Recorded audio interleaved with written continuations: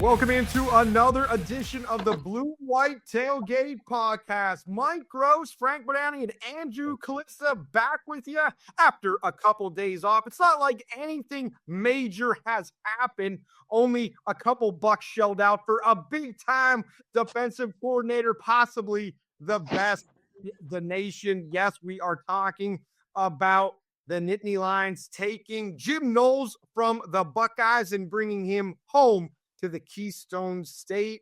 Gentlemen, maybe this is what James Franklin was talking about when he said dominate the state. We're also going to talk a little bit about Penn State basketball being snake bitten right now, and also a little bit about Nittany Lion wrestling, a rivalry duel coming to the Bryce Jordan Center on Friday. But the big topic, Jim Knowles and the Nittany Lions football team.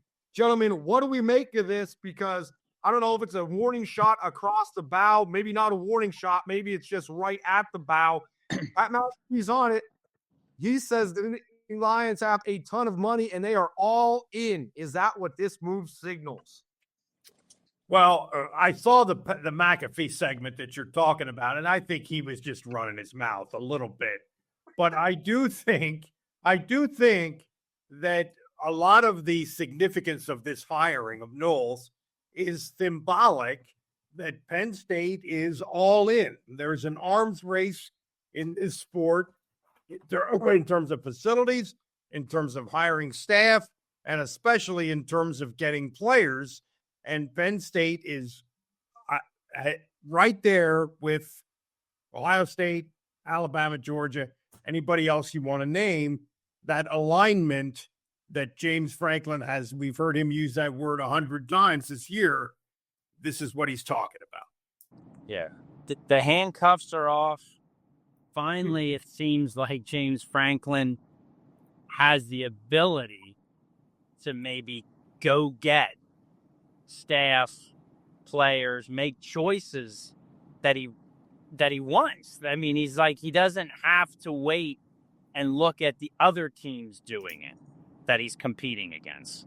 And mainly Ohio State. I mean, they've been in their same division. You have to play them every year.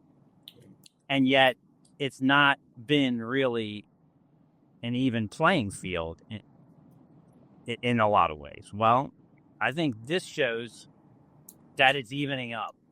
I mean, you just took the main defensive guy from that team, from your main opponent, from the team you can't beat in the last 10 years.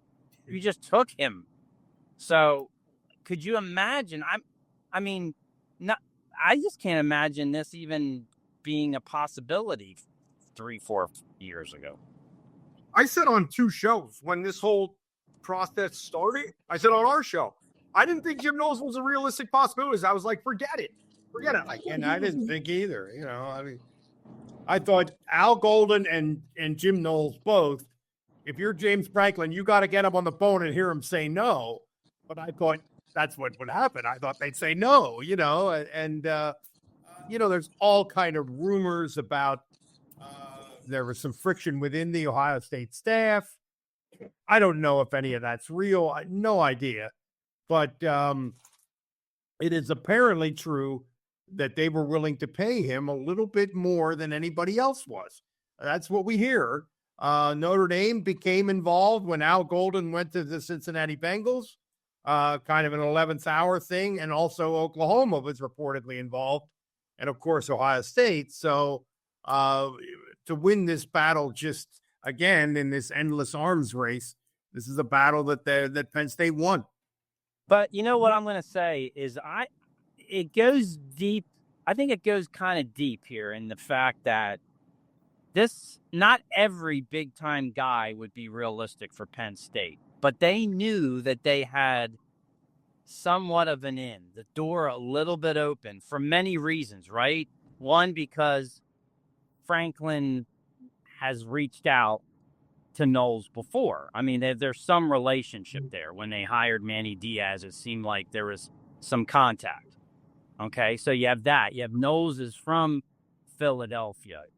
So he's familiar. He grew up admiring Penn State. Okay, so then you have the potential discontent that Mike talked about, which is not unusual, right? I mean, look at all the behind the scenes coaching stuff that goes on everywhere. How about Penn State back in 2011? That's a whole nother podcast.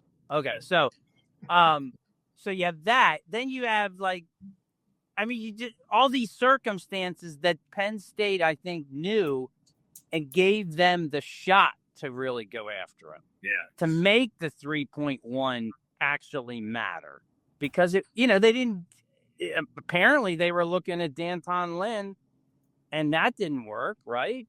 And I think partly because maybe D'Anton Lynn is in a different place in his life, right? He's in California, might be settled. His wife's there. I mean, he may not just been the time for him to move. Well, it may have been the time to go after Jim Knowles and give Penn State credit for doing everything possible to make it happen. Was Lynn the number one target when this whole search began? I don't know. I don't know if I'd be willing to say that. Good question. Yeah, I don't know. I mean, if you injected James Franklin with True Serum and said, would you rather have Jim Knowles or D'Anton Lynn as your offense, as your DC? I think he says Knowles. Absolutely. Okay, right? I mean, I think he says Knowles. Absolutely. So, but how did the process play out? Right. Did Franklin know from early on that Knowles was a possibility? I mean, we're probably never going to know that. Right. I mean, I think there's a dance, or maybe you might want Jim Knowles because you already went there 3 years ago, but at the time, Knowles is still coaching the team that's going to go play for the national title. Yeah. That's so, right. How is the timing of all this work as well? Yeah, that's what it's hard to know that. But again, Franklin is mega prepared for this kind of stuff. He famously has long lists of potential hires. And I there's no doubt in my mind that Jim Knowles was at or very near the top of that list for a defensive coordinator. And, he's a 4.25 guy, which Penn State has been a 4.25 a lot in recent years. I mean, that's not a big deal, but that's a little piece of it. And again, the Pennsylvania ties, and maybe he was a little bit unhappy with something about the working environment in Columbus. I don't know that, but yeah, it all added up to whatever the ingredients are. It added up to a pretty big deal. For my friends that I've talked to around the Ohio State program for my years covering Penn State, that's exactly what they came back with, that a little bit of friction, a little bit of different philosophies that were just not melding. And it was time for a change in Jim's mind to come back. And like Shane Conlon, I consider Shane Conlon one of the voices of linebacker U. And when Shane Conlon tweets out, "Well done, coach, we got our guy," that's one of the voices that all I need to see, that the alumni, the lettermen are very happy with this hire. There is that Philadelphia connection, and I'm going to get to what Jim Knowles brings to the table in just a bit. But three years, $3.1 million per year, 9.3 over those 3 years. Most importantly, over the last 21 possessions, Penn State versus Ohio State in a Jim Knowles defense, Penn State's offense has not scored a touchdown. So that's what Penn State has at least stolen from Ohio State. I mean, what do you guys think of that number? 0 touchdowns in 21 possessions, Penn State offense against a Jim Knowles defense. Maybe Andy Kotelnicki. Maybe Andy was like, "James, here's some donation. Can't beat him, join him." Yeah, exactly. What do you guys think of that? Well, a couple of things. Number one, Knowles was at Ohio State for 3 years. The first year, they weren't that great. I mean, they were good, but they weren't anything like what they are now. There's a theory out there. I don't know if I subscribe to this, or there's a theory that his system is pretty complicated and it takes a while. I can't believe that James Franklin subscribes to that theory, because he's thinking about winning the whole deal in 2025. He's not thinking about a 3-year project. Yeah, I don't know. I heard I may have read a little bit about that, but also just more recently saw Ohio State players praising Jim Knowles for how, in a sense, simple it was. Like how he made it easy on them, so yeah, they didn't have to think a lot. That they could go fast. Cale Downs was talking about this, so I don't. Yeah, I'm kind of leaning toward that's not gonna be the case. And here's the thing. So Ohio State had Larry Johnson there. Everybody at Penn State knows Larry Johnson. Larry Johnson has a lot of credit. He's been there a long time. Ryan Day, for everything we know, seems completely bought into Larry. Well, Larry doesn't really run the same type of setup on the defensive line as what Jim Knowles will maybe want to run as a defense. There's some issues there. There's not going to be issues at Penn State. He's going to have control of everything. Yeah, that's a good point. And certainly we have heard that there was friction. No idea if this is true, but we have heard that there was friction between Knowles and Larry Johnson. We've heard that. And it's not a bad, I'm not like trying to say it's one guy's wrong, right? I'm just saying that it's a football thing. These people they're confident. They're strong-willed. They know how, hey, this is what's worked, but it's got to mesh. And, maybe it didn't always have to mesh 100% at Ohio State, because look at the dang athletes they got and the system they got. They can beat most everybody on any given day, whether everybody's getting along or not. Well, it's a different, Jim Knowles is 59, and he may be able to run his whole thing. He wasn't going to be able to do that the way it looked at Oklahoma, right? Because who's the head coach? He's a defensive guy. Yeah, you are correct.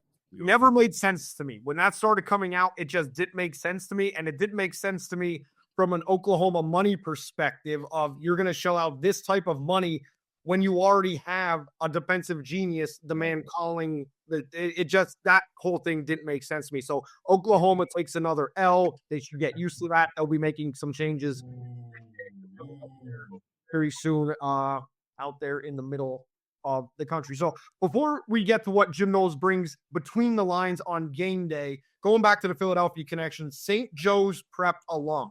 That might be the biggest thing he brings off the field besides the message that is sent, because now when James Franklin is going to walk into recruits all across the country, he is the panache that he just took the defending national championship defensive coordinator, and he's able to go into a lot of recruits' living rooms. But specifically, St. Joe's Prep alum right there. St. Joe's Prep recruits kind of been an Achilles heel a little bit in the dominate the state mantra since James Franklin got here. The last one, John Reed comes to mind, but Marvin Harrison Jr. out to Ohio State. I know that's on the offensive side of the ball, but the Trotter family as well has not been able to get up to Penn State. I know there's the Clemson connection with the great the Philadelphia Eagle, great Jeremiah Trotter there going down. What does that just do? Because St. Joe's Prep is a program in and of itself, on par with nobody in the state of Pennsylvania, is an IMG Academy of the Northeast. Having a alum now on your staff, what does that do now for Penn State's recruiting in southeastern Pennsylvania, specifically St. Joe's Prep? But it can't hurt. This is by far the best high school football program in Pennsylvania. I don't know how connected Knowles is to their staff or their current situation. We should also point out that Gabe Infante, who was the head coach at St. Joe's Prep, last time I looked, he was an offensive analyst for Penn State. I think that would be a little bit of an in, but, it can't hurt. This is a monster high school program, St. Joe's Prep. Well, and Philadelphia in general, look at the way have improved with high school football recruiting in the last decade. And Penn State already does, make this known. They do a pretty good job in Philly already. Okay. And Deion Barnes has helped that out, but they're doing a pretty good job. This is, though, gonna you'd think this is going to ramp it up. This is like just another net over the place because of his ties, but also the combination of his ties. I mean, kids are going to see he has a national championship ring. Okay, so you combine that he understands where you come from, and those schools know Jim Knowles already, right? Those big schools know him there. And the kids are going to understand the name. They're going to see the championship ring. I mean, it's just going to add fuel to what's already going pretty good. He just doesn't have a celebration because the pettiness of Ohio State didn't allow him to go to the celebration. And I'll say this, if that ever happens at Penn State and under James Franklin, I would be very disappointed if James Franklin at Penn State doesn't let a coach celebrate. I shouldn't say if, I'll say when, and we'll get to the expectations here in a little bit, but I would be very, very upset if that was to ever happen at Penn State. That was very petty, in my opinion, what Ohio State did, not allowing him the celebration. Go ahead, Mike. I'm sorry. No, that's okay. I'm just gonna say it's not just St. Joe's Prep is on another level. You're right, Andrew, analogous to IMG, but in another level, locally, they're part of that Philadelphia Catholic League, which is a tremendous, got to be one of the best high school basketball leagues in the country, and it's getting better in football. That Monsignor Bonner Prendergast won a state championship this year. Imhotep, which is not Catholic League, but it's Philadelphia Public League, is a place that James makes annual visits to. Roman Catholic has gotten better in football, et cetera, et cetera. Archbishop Wood, longtime power, down a little bit now, but still, there's a lot of players that are in that league. It's not just like it's the city of Philadelphia. There's a lot of schools that are in that league that are attracting kids from around the region, from New Jersey, from Delaware. So, yeah, it's a good place to have a recruiting foothold without question.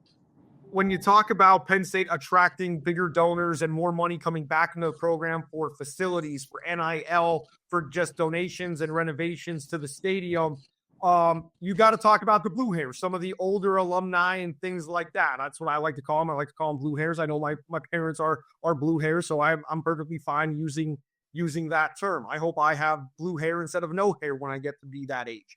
So what Jim Knowles said in that Instagram video that Penn State put out, he said Penn State was everything. It was everything, is what he said on Penn State football's Instagram when he was being introduced to the team. And he said he used to wake up on Sunday morning and watch the highlight show.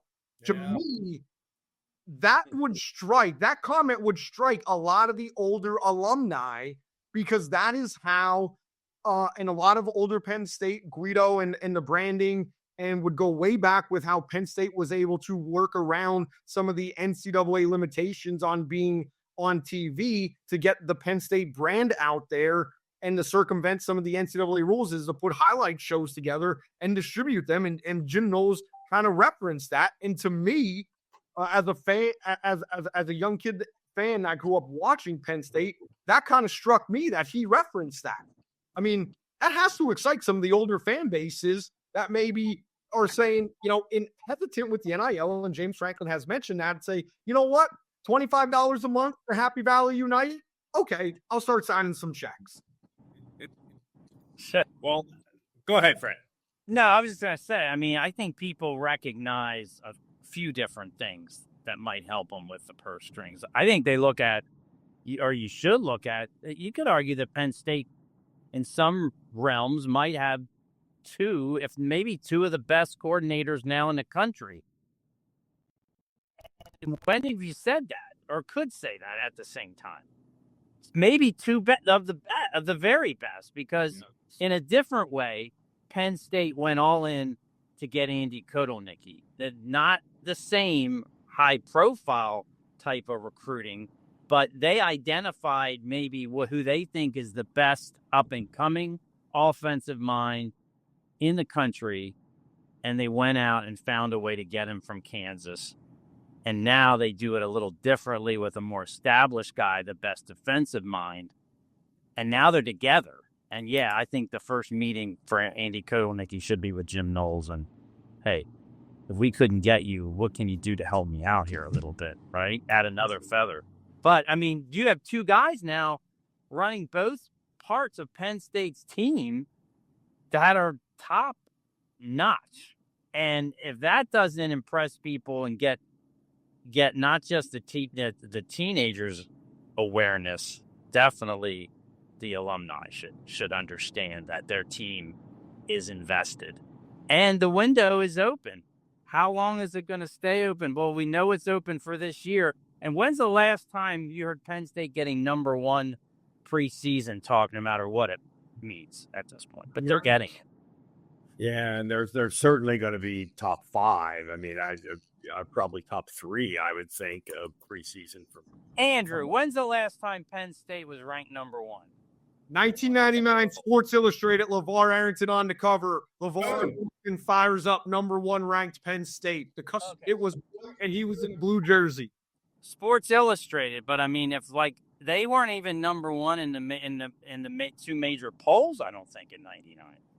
I believe after I'm not sure how the polls actually worked out, but maybe after, because Terry Bowden may have said after Penn State thumped Arizona in the Pigskin Classic, because Arizona was top 5 that year. Yeah. Florida State struggled with Peter Warwick opening weekend. Listen to this guy. Go. Keep going. Almost. It was one where Peter Warwick like juggled the football, I think, on reverse, and they ran for a touchdown to save that weekend. But I'm almost positive that's the opening weekend game for Florida State. But Terry Bowden said at college game day up at Beaver Stadium that, I'm sorry, Dad, Penn State is number 1. Now, we all know how that season kind of unfolded.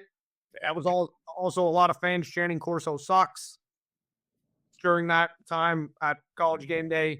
But yes, that was Penn State out of the South. That's long. I mean, 26 years. Yeah. Well, clearly both Kotelnicki, I mean, to Frank's point, both Kotelnicki and Knowles would be at or very, very near the top of James Franklin's wish list for coordinators in the whole country. I mean, at or very near the top. So, and he's got both of them now.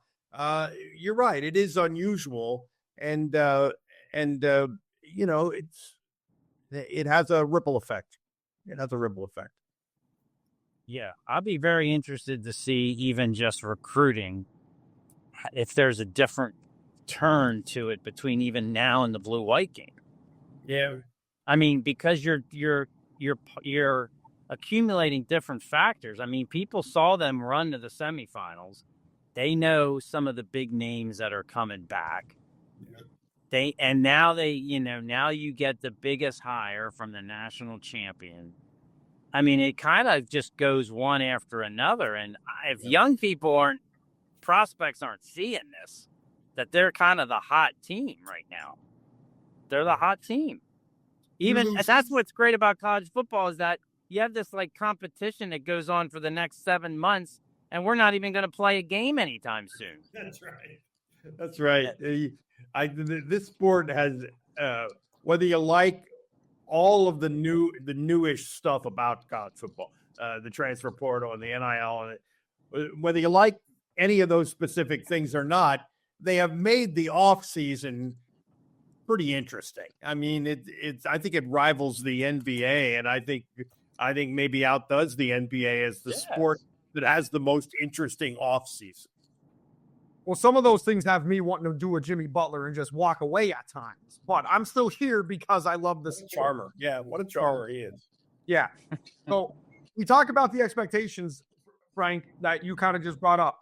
On3's top 10 players coming back in college football: Drew Aller, number 6, third-year starting quarterback. ESPN simulation has Penn State in the Rose Bowl as a number 2 seed, beating Notre Dame, then beating Utah in the Fiesta Bowl, and then beating Georgia for the national championship game. We already talked a little bit about Pat McAfee. Is it wrong to say it is national championship or bust for next year for Penn State? Because when you think about it, they've only really lost 3 guys on the defensive side of the football. Well, I mean, yeah, in one round, yes, because they've done so much to build to right now, and they were couple of plays away from playing for the national championship this year. I mean, the thing is that what's kind of also a little bit awkward is that out of all the good stuff and everybody coming back, you have one kind of black hole position on the team that you got to fix somehow. So are they going to fix it? You know, and of course we mean wide receiver, because Drew Aller has to have guys to throw the ball to. And in that realm, it will be interesting to see what wide receivers become available in the portal, sort of in the spring, when now, and what cachet Penn State has with those kids, because it's hard to believe that they're not going to try to add at least one more wide receiver. They have two coming. I got to believe there's going to be one more. Now, if you're getting a guy in the spring portal open period, that's probably a guy who's seen the lay of the land where he is based on spring practice and is thinking, well, I don't like it. So that's probably not a guy who is, the next Marvin Harrison or the next Jeremiah Smith. You could get the next Keandre Lambert-Smith. But I was going to say, in today's world, it's a kid that could just be looked at wrong from a coach and is like, I'm out of here. I'm done. Or an NIL check just didn't clear. Yeah. I mean, Penn State did get Chop Robinson in the spring. So there is. That's a good idea. That's a good thought. Yep, that's true. And of course, Mike, you were alluding to Kyron Hudson from USC. They also have the wide receiver coming up from Troy. Two totally different type of guys, both very experienced on the wide receiver side, on the offensive side of the ball at wide receiver. Now, devil's advocate, Josh Pate, big-time national football correspondent, he played devil's advocate, and he had a very interesting take about everybody's picking Penn State. They're all high. Joel Klatt has Penn State number 1, by the way. Joel Klatt, okay, yeah. Also said you put Penn State into being number 6 on his list. But Josh Pate said, let me play a little devil's advocate. And I know Josh is very high on Penn State. One of his producers played at Central Dauphin High School, producer Jesse. Worked with him. Great guy. Does excellent work for Josh. He said, and this is Josh playing devil's advocate. This wasn't his opinion, but he said, devil's advocate, Penn State's season was exactly the same. They beat the teams they were supposed to, played the teams the bigger games, came up short, played them close, came up short, and they had the most favorable draw that anybody will ever get in the college football 12-team playoff era. And they just didn't get it done against Notre Dame to move on. I think another brilliant college football analyst also said that exactly same thing. So the question out of that is, by me saying national championship or bust, either this year or next year in year 2 or year 3 with the second year possible starting quarterback after Drew Aller departs the program, are expectations now too high, or has the expectations with this signing of Jim Knowles, the money going into the program, has that bar been set and now the bar does not go back down? Well, I think Penn State's close to not having the bar go back down. Yeah. I think if they continue to act like they did in going to get, say, Jim Knowles, then the bar won't go down. Now, because they would have been okay with trying to get back to where they're at without hiring someone like Jim Knowles. I mean, how much different would their so-called ranking be, or projections, if they went and they just promoted Anthony Poindexter? People are not going to suddenly think they're not any good. Yeah, but I don't know if Joel Klatt would have him number 1. I'm not saying that makes sense, but I think people look at this. There's so much symbolic stuff that goes with this. Yeah, there's a sexiness to it, right? Yeah. There's a sexiness to it in the national media of what Penn State just went out and accomplished. Yeah, and I would say, obviously, if Drew Aller breaks his leg or tonight Dennis Sutton gets it, something like that would be the thing that could change the mix here. But failing that, like Frank said, man, the bar is up there and it's not going anywhere. We're covering a program now that is as all in as you can be. Do you put a timeline on it, Frank? Is there a 5-year? And I go back to Big Ten media days when Harbaugh was constantly getting questions from the Michigan media and the national media on timeline.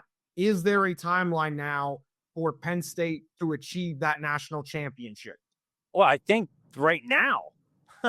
I mean, I think everything is so revved up in the highest gear possible, and people see what's ahead of this season, that the whole focus is on this right now, this year, because they got close last year. No matter how they did it, they got very close. Well, they got all those guys coming back, and I mean, there's a lot of pressure in the sense that you got to deliver this season. Like, wouldn't even look at down the road, because who knows in this day and age what exactly your team completely exactly is going to look like a year from now. But we know what it's going to look like for the next year. And so they got to win. I mean, they got to get back to the playoffs. They got to make another run. And depending on how it looks and happens, I'm not sure people are going to be really content unless they go to the national championship game. And James Franklin is going to be, in terms of national perception and fan base perception, is going to be as under the gun as any college football coach has ever been. And I don't think he cares. I don't think he cares. I think I'm gonna push every button I can push, and I don't care what anybody says. If they lose in the national championship game, people are going to say James Franklin can't win the big one. If they lose in the national championship game, that's where we are now. That's what we're talking about. That's kind of the theme of this whole podcast. That's where they are. You guys could tell me I'm wrong, but the no catches from the wide receiver, even if that happens next year in a national championship game or in any game next year, that is not an excuse. To me, that is not an excuse, because you look at the offensive line that you have coming back, and you have the progress reports of everything Coach Troutwine has been able to do, and the reserves that he has, and able to plug in guys. And you have a third-year starting quarterback. And again, this is all barring injury, so I say that with that caveat. You could win a national championship by running the football, and Penn State has the horses and the hogs up front to be able to dominate a line of scrimmage and run the football. And now you have a defensive mastermind that you should be able to win a national championship by scoring 20 points.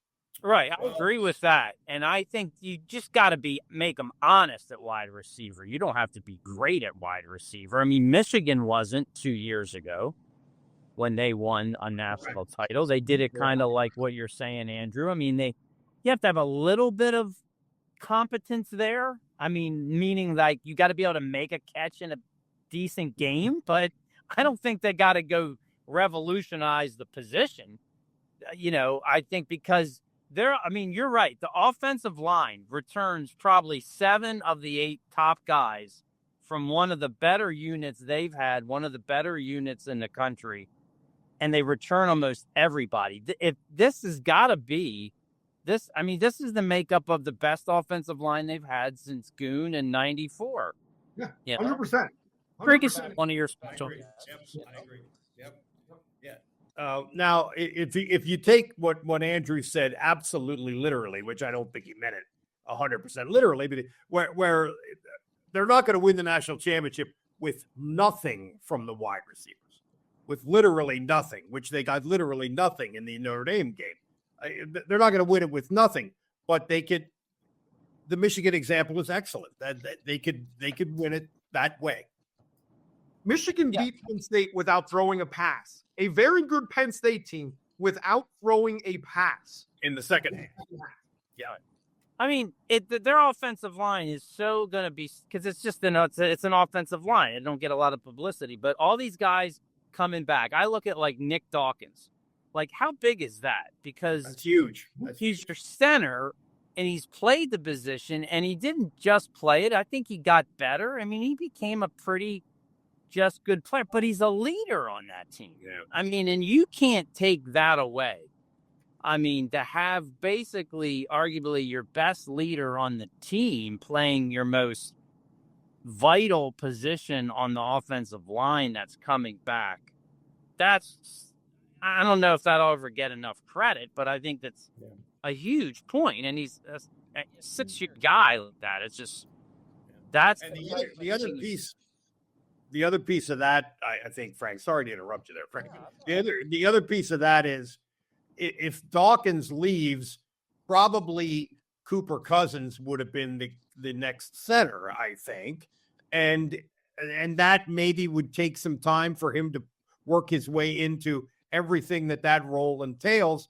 And now I think you can plug him in at a guard spot, and their offensive line fits together really well, almost no matter who wins the right tackle battle between Rucci and Donko. So I've said this a gazillion times. The offensive line is the engine of a football team. It's the most important position group on a football team, and they couldn't be better set up than they are. They might have the two best badass guards in the nation next year, right? Here with Venga and Cooper Cousins, possibly. What do you think? I'd like to see some T-shirts. Badass Guard University. I would like to get Goon, Hardings, Rivera, maybe Nolan Rucci's dad. No, they're not on the same team. And maybe it was Wisniewski. Step is kind of working with the team as a pastoral advisor and kind of stuff like that. But maybe an uncle, and just come back here and just talk and shoot it with them all about this offensive line and compare them to some of the Penn State greats. Because there are some, we know Steve Wisniewski was a bad man when he played greats. Or he'll be in the NFL Hall of Fame. But what he did with the Raiders, he was a bad man on the field. So, I mean, this is that's the single thing that I think, if you're a Penn State fan, makes you most optimistic going forward, is that O-line. Absolutely. And that's my basis for the expectations. That's my basis for saying, again, not literally, but figuratively, you don't need anything from the wide receivers. Turn around, tote the rock. You have the horses, and you're going to have a third back next year that's going to be able to carry the rock, whether Quentin Martin's at getting some time at wide receiver, play in the slot, or however they're utilizing him to take some of the workload away, because I believe it is going to be even a more run-heavy attack next year. So I promised we were going to talk a little bit about Penn State basketball, a little bit about Penn State wrestling. There's a monster wrestling match coming up at the Bryce Jordan Center on Friday night between Penn State and the Iowa Hawkeyes. Frank, a lot of stuff going on. Carter Starachi, why people continue to call this man out as he's going for his 5th national championship is beyond me. But Gabe Arnold, the freshman, called him out. Carter Starachi responded saying, well, I think the other guy's going to be in the lineup. I mean, just cutting you down right at the knees right there. How do you see Penn State and Iowa playing out? Obviously, I think everybody sees the Nittany Lions taking this home, but specifically Starachi versus Arnold. Well, Carter Starachi is the best Penn State interview since LeVar Arrington. And there's some similarities, obviously, between them. I don't know if you remember Penn State playing Miami, the famous "Who's Dan Morgan?" Well, Carter Starachi's answer this week made me think of that. So, and he was responding to this kid from Iowa talking some smack. So I'm hardly a wrestler. I know more about pro wrestling than amateur wrestling, but yeah, what these guys are starting to sound like pro wrestlers a little bit. No, love that part of it. Penn State is the top sports dynasty in the country. And if you look at the matchups Friday night, kind of on paper, so to speak, it looks like it could be a potentially close match. I mean, Iowa's got a bunch of ranked wrestlers, a couple of number ones, a couple other guys in the top 5, but I really don't think it's going to be a close match. I mean, score-wise. I mean, Penn State, it's their experience and their success. I mean, they're bringing back, 3 guys who won national titles, 2 others that finished second. They're just too good. It's a machine, and I think there's a reason why that place is going to be sold out on Friday night, because you don't get a chance to see something like this at work most anywhere else. Yeah. Big Louisville's Levi Haynes, killing it for Penn State. Carter Sirachi, obviously, in what would be now the marquee match because of all the media hype around that. But, right, to your point, I mean, to me, what has separated Penn State and has pushed Penn State so far past Iowa is in these matches and in these big stages, Penn State just goes on the attack. I mean, their guys are just loose and they go to score. And it seems, and this isn't a knock on Iowa because it's not every single one of the Iowa guys that has had this, but they just seem to wrestle tighter in these big time matchups. And even when it comes to nationals, is that something that you see? Because that's how I always see it. And Penn State and Taylor and Casey and the Snap just have the Nittany Lions ready and loose, and they just go out and do their thing. Yeah, I think that's how they're coached. That's how they're brought up. I think, you go a little deeper into it. I mean, those guys are hanging around, working out, wrestling with, and kind of coached by all these Olympians. I mean, Aaron Brooks gets done his collegiate career. He's hanging around working out there with the Nittany Lion Wrestling Club, and they get Carter Sirachi gets to wrestle against him, gets to pick his brain. I mean, where else do you find that? I think it's just, it's all this together, and and you're right, it's an aggressive style. They have maybe the best point scorer in the country in Mitch Messenbrink, because he just scores all the time. They have a guy, obviously, Josh Barr, a redshirt freshman, somehow scored 22 points in the third period last week. Yeah, I thought I was missing something there. Yeah. 7 takedowns. Now, he doesn't have the cachet, for example, ranking-wise, as the guy he's going against on Friday night, but let's see Josh Barr with his first so-called big-time match after what we just talked about and what he just did. This is the exciting part of Penn State wrestling, because you lose one guy who graduates and you have a young guy like this coming there. No one else has that. Iowa doesn't have that either. They never seem to come up small. Again, I think that's what you're talking about. There's a lot of reasons for it, but they never seem to come up small. That's my very limited perspective observation. You hit it on the head. Yeah, there you go. Yeah, definitely going to be an exciting one at the Bryce Jordan Center on Friday. Make sure, if you're not there, I had about 15 people call me to see if I was using my tickets. I'm actually not going to make it. Frank, you're going to be there. You enjoy that matchup. Talking a little bit about Nittany Lions basketball. Talk about being snake bitten for the men's program. Ace Baldwin playing maybe about 50%. You can see him really turn it on towards the end of the game. But Penn State kind of cannot get a close win right now. I believe 6 of 8 losses in the conference by 6 points or less. And their last 2 losses, they've had a shot to win the game with the ball in their hands as time was winding down. Like, what is going on with Nittany Lion basketball right now that they have at the table? Obviously, the Ace Baldwin injury with the bad back. Up Johnson has been out. Almost knocked off highly rated Oregon. Came up short at home at the BJC. But what is going on with the Nittany Lions right now? Well, they're going to play almost everybody tough. I mean, Illinois just destroyed them a couple weeks ago. But generally, they're going to play everybody tough, and they're going to compete like crazy. And Mike Rhodes is the factor that guarantees all of that.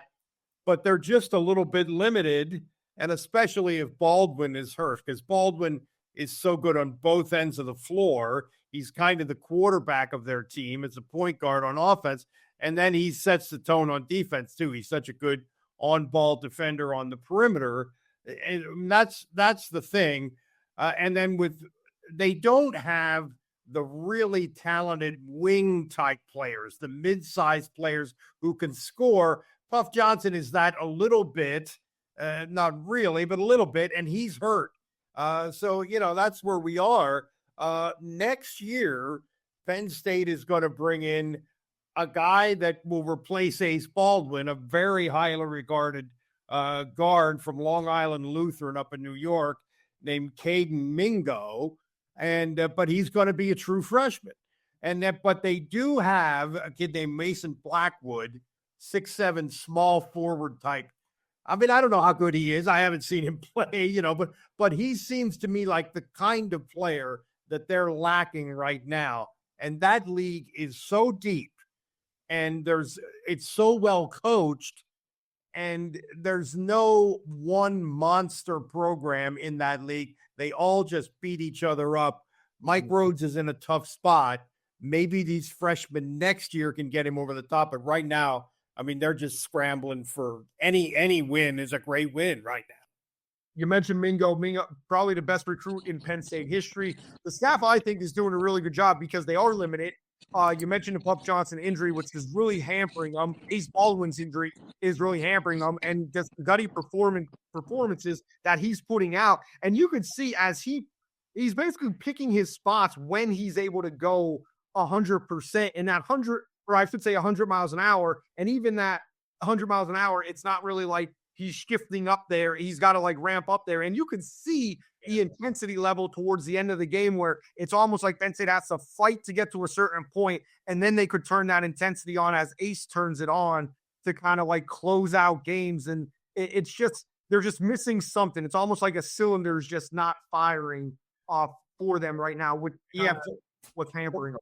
Yeah, for Baldwin to be the best version of himself, he's got to be the Energizer Bunny for 40 minutes. Yeah. And what you're saying is he can't be. He can't be physically right now. He could be for 40 minutes. He can be for the biggest moments. So yeah, it's a tough league to be, where you're not 100% physically in terms of your own roster, and you're trying to go up against these teams. I mean, right now it's not the SEC. The SEC is unbelievable in basketball right now, but it is a very deep league. I mean, even like the team that you would think of as kind of a bottom feeder in the Big Ten would be Minnesota, but Minnesota has a couple of really quality wins this year. I mean, there's nobody in that league that you can look at and say, well, that's a win for Penn State in the conference. Yeah, going forward here, they got some winnable games. Ohio State tomorrow night, Minnesota at UCLA, who's struggling. Their coach is lighting them up left and right. He's a charmer, isn't he, that guy? Yeah, at USC as well. Washington, Nebraska, Minnesota, Indiana. So Penn State could close strong. Yeah, those games are fairly winnable by Big Ten standards. Yeah, they are very winnable. Maybe Penn State goes on a run. Got to see the big guys stay out of foul trouble, especially Conan Niederhauser, the big guy, Yannick, 7-footer, just lives in foul trouble. That's one thing Penn State has struggled. Penn State always seems to have tall, lanky, big guys. Most of the Big Ten are your Draymond Green types that are thick, more defensive end styles for the most part. So that's one thing that's hampered Penn State a little bit is big guys being in foul trouble. So yeah, he's pretty good. He's been a find when he's on the floor. Yeah, man, that was a great pickup in the portal from Coach Rhodes there. Again, only year 2 under Coach Rhodes. Program still continues to build, and also to build the program, gotta build a basketball-only practice facility for the Lady Lions and the Nittany Lions. Can't be shipping them off when the Bryce Jordan Center is booked. You gotta be able to control that. $23 million, $27 million. Chump change with what we see with what's going on. Pat McAfee said Penn State's all in. Get all in. We've seen the budgets. You told him, big guy. Get on that in the athletic department. Get on that project. Get that. Guys, anything. I mean, there was a ton of stuff to talk about with Jim Knowles. We could go down. We could break down 4-2-5s. We got plenty of stuff to talk about in the offseason. Is there anything we missed? There's one thing I did want to mention that I missed. He wasn't listed as a linebackers coach on the press release. Most likely we're waiting for Dan Connor to go be promoted from analyst to getting that linebackers coach. But I think we all expected that because we've talked about that now on prior 2 shows that we expect Dan Connor to be promoted to a full-time coach. Heck, I was ready to promote him to defensive coordinator if it wasn't Jim Knowles or Dex that would become the DC. So, well, the one thing I would add to all this is that they are going to make him available to us on is it Tuesday, Frank? Yeah, so it's Jim Knowles next Tuesday in some fashion, and then the following Tuesday it's James Franklin and the redshirt freshman. They're splitting it up between 2 weeks. Yeah. So a lot of questions to be asked, a lot of insightful knowledge to be gained. It's an exciting time to be a Penn State Nittany Lions fan, an exciting time indeed. And Pat Kraft is all in. Pat Kraft is all in. And obviously the stars of the leadership are all aligned, as James Franklin has alluded to. That is not a shot at Sandy Barber. I'm just taking what James Franklin has said many times in his press conferences. Guys, heck of a show. We're going to talk about it after you guys talk to Coach Knowles as he is introduced to the Penn State fan base and the Penn State media. That does it for this edition of the Blue White Tailgate Podcast. Thank you very much all for listening.